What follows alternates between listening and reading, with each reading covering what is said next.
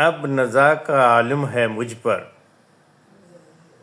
تم اپنی محبت واپس لو۔ جب کشتی ڈوبنے لگتی ہے پھر بوجھ اتارا کرتے ہیں۔ کیا خوب کہا ہے کسی قمر نامی شاعر نے، اور اس کو کیسے ہی فنی اور کلاسیکل میوزک میں گایا ہے حبیب ولی محمد نے۔ لیکن ہمارے بچے اب کیوں کر شاعری پہ توجہ دیں گے؟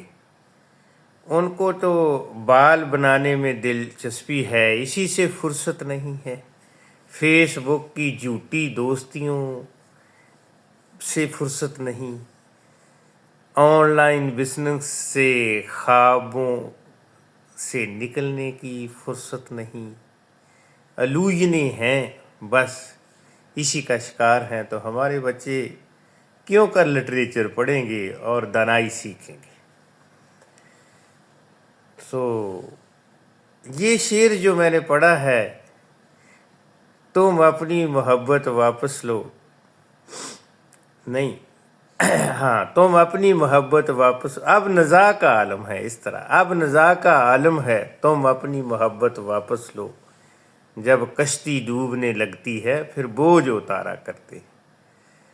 تو اب یہ کیا بات ہوئی کہ وہ کوئی بچہ ہے، اس نے مضمون لکھ دیا ہے کہ فوج والوں کا جو نظریہ ہے وہ فیل ہو گیا ہے، یہ جو محبت، وطن کی محبت کا نظریہ۔ تو اس میں ایسی گھبرانے والی کون سی بات ہے؟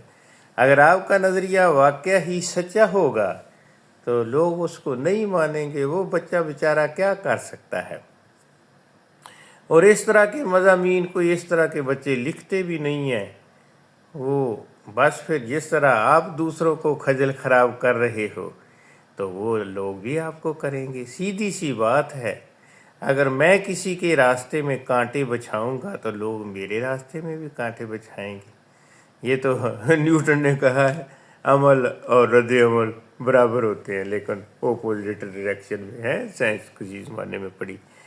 تو اب بدقسمتی یہ ہے کہ یہ ہماری فوج کے چند جرنیل، دیکھو یہ ان کا کملا پن ہے، بیوقوفی ہے۔ عزت اپنوں میں ہوتی ہے، تو یہ تو ہمیشہ سے ہے کہ لوگ نہیں اس طرح کی چیزوں کو پسند کرتے۔ کامن سینس ہمیشہ پریویل کرتی ہے۔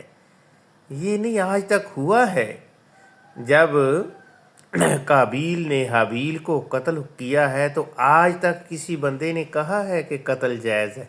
نہیں کہا۔ کوئی کہتا ہے چوری چکاری جائز ہے، بدکاری جائز ہے؟ نہیں کہتے لوگ۔ جو انسانیت کی اچھی ویلیوز ہیں انہی کو اچھا کہتے ہیں۔ چور اور ڈاکو بھی کہتے ہیں، ہمارے بچے پڑھ جائیں تو پھر آپ کیوں ان سچائیوں سے لڑ رہے ہیں؟ یہ سچی حقیقتیں ہیں۔ اب آپ اپنوں کو چھوڑ کے تو غیروں سے جفیاں ڈالیں گے، یا دنیا کے آوارہ لوگوں سے جا کے محبت کی پینگیں بڑھائیں گے تو لوگ آپ سے نفرت ہی کریں گے۔ یہ تو ہم جیسے لوگ یا وہ بچے نے مضمون لکھ دیا، یہ کوئی حیثیت نہیں ہوتی۔ یہ ایسے خواہ خواہ اپنا منہ کالا کرانے کے مترادف ہے کہ اب وہ ایک بچہ ہے، اس کا نام پتہ نہیں کیا، تو یہ جی ایک شور و گل سوشل میڈیا والے حالانکہ فوج والوں کو دیکھ لینا چاہیے، جتنا مرضی ہو جائے، یہ پنجاب کے عوام کبھی بھی نہیں کسی چیز کے خلاف کھڑے ہوں گے۔ جو اتنے بے حمیت ہیں، سامنے ریڑیاں الٹی جا رہی ہیں غریبوں کی، اور لوگوں کی آمدنیاں گھٹ گئی ہیں، ملک سے لوگ نوجوان فرار ہو رہے ہیں، سکول ہم نے بیچ دینے ہیں، ہسپتال ہم نے بیچ دینے ہیں، پولیس والے ملزم جج کے سامنے پیش کرنا ہو تو اس کے بھی پیسے مانگتے ہیں۔ عدالت سے اگر آپ نے کوئی کاغذ لینا ہو تو اس سے بھی پیسے، آپ سے نقلی کسی پیسے کی لینی اس کے بھی پیسے مانگتے ہیں۔ پٹواریوں نے آگے 4 پٹواری رکھے ہوئے ہیں کیونکہ انہوں نے بیوروکریٹوں کا خرچہ پورا کرنا ہے۔ نہیں تو آؤ میں رنالہ میں آپ کو دکھا دیتا ہوں، ہر پٹواری کے آگے 2 کرندے۔ اے سی کے کوئی دماغ میں کیڑا تو نہیں پڑا ہوا کہ اس کو ان حرکتوں کا نہیں پتہ ہے کہ اے سی صاحب کا خرچہ بھی وہیں سے آتا ہے، ڈی سی صاحب کا کبھی اوپر کو جاتی ہے یہ چین۔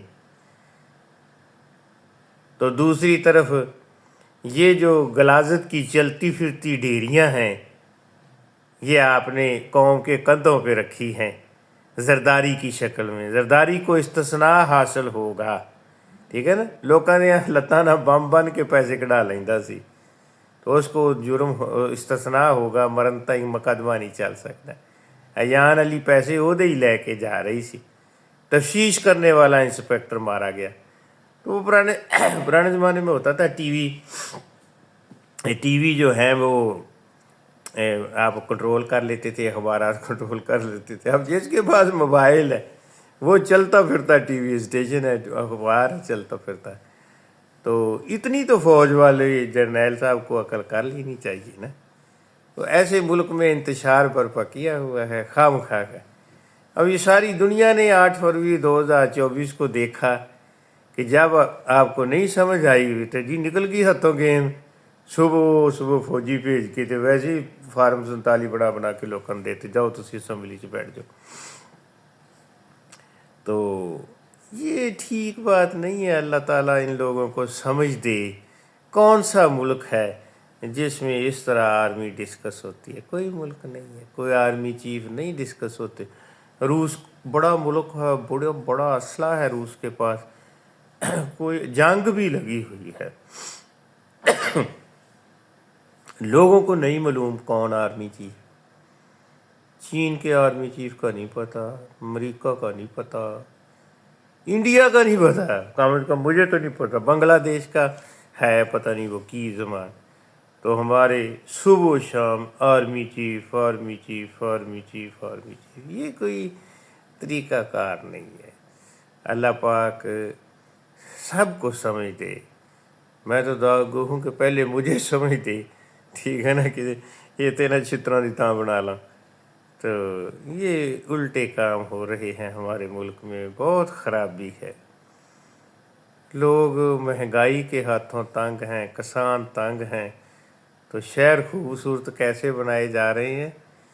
غربت ختم کر کے نہیں، غریب ختم کر کے۔ تو نئے شہر بسا کے خوبصورت شہر نہیں بسائے جا رہے، جو پہلے ماڑے موٹے بچے نے نا انہوں نے ٹا ٹو رہے نے۔ نئے شہر بسا دو۔ اگر یہ جو شریف خاندان ہے سو کالڈ، انہوں نے دنیا کو بتانا ہے کہ ہم نے پاکستان کو بڑا خوبصورت بنا دیا، تو چاند شہر اور خوبصورت کہیں اور بنا دو۔